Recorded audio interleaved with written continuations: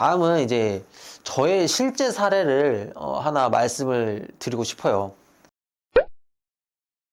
저는 10년 정도 이제 마라톤을 하고 있는데, 저는 사실 한 5년 전쯤에 반월상 연골판이 찢어지는 부상을 당했습니다.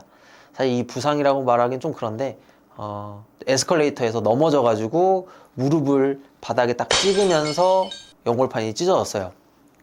그러면서 뭐 그 당시에는 뭐 무릎이 굉장히 붓고 뭐 달릴 때마다 막 무릎이 막 욱신거리고 너무 아파서 달리기를 뭐 못할 정도로 너무 힘들었는데, 이게 사실은 반월상 연골판이라는 게 이렇게 부상으로도 다치지만 어차피 연골판은 소모성이기 때문에 사실 시간이 지나면 어느 정도 마모가 됩니다. 좀 어떻게 보면 심각할 수도 있지만 어떻게 보면 좀 당연한 거고 일찍 나에게 찾아왔다라고 생각을 하고, 그때부터 저는 좀 무릎을 강화하는, 무릎 주변을 강화하는 보강 운동을 좀 신경을 많이 쓰고 있습니다. 그래서 무릎 주변 근육들을 좀 튼튼하게 빵빵하게 잘 만들어주면 그 근육들이 연골판이 하는 일을 대신하기 때문에 무릎에 큰 무리 없이 운동이 가능한 거죠. 그래서 저는 지금도 계속 마라톤을 하고 있고요. 2024년 JTBC 마라톤도 뭐 이제 2시간 48분으로 완주를 했고, 완주한 이후에도 무릎이 하나도 아프지 않을 정도로 무릎 상태는 정말 좋습니다.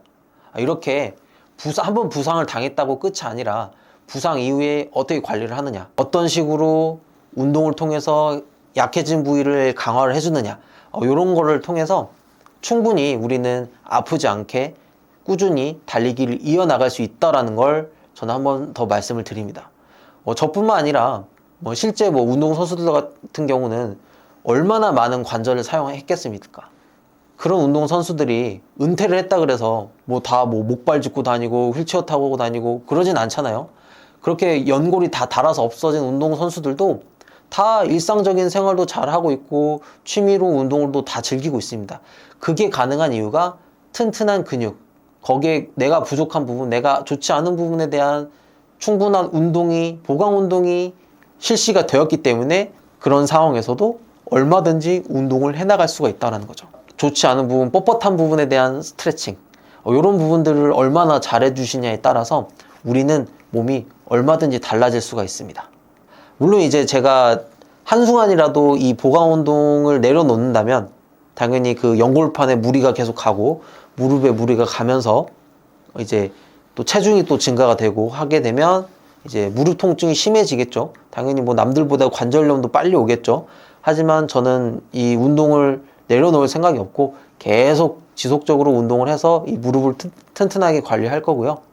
이렇게 어떻게 관리하느냐가 사실은 가장 중요합니다.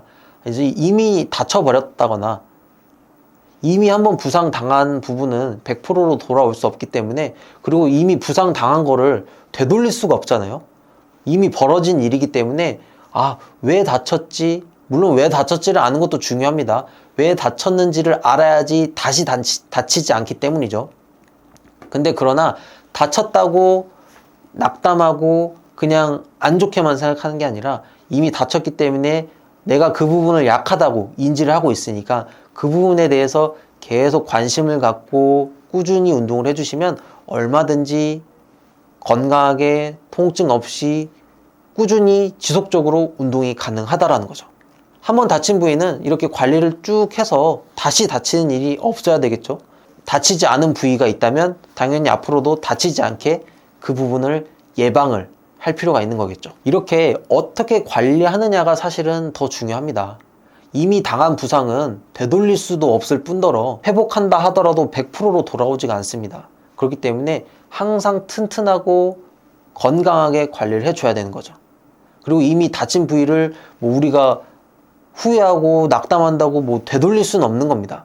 그렇기 때문에 한번 다친 부위를 꾸준히 이제 신경 써서 더욱 강하게 만들어 주시고 다시 다치는 일이 없도록 해주는 게 중요하겠죠.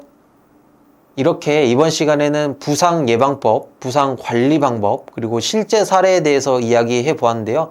도움이 되셨는지 모르겠네요. 다음 시간에도 더 유익한 내용으로 찾아뵙도록 하겠습니다. 구독과 좋아요 해주시면 감사하겠습니다.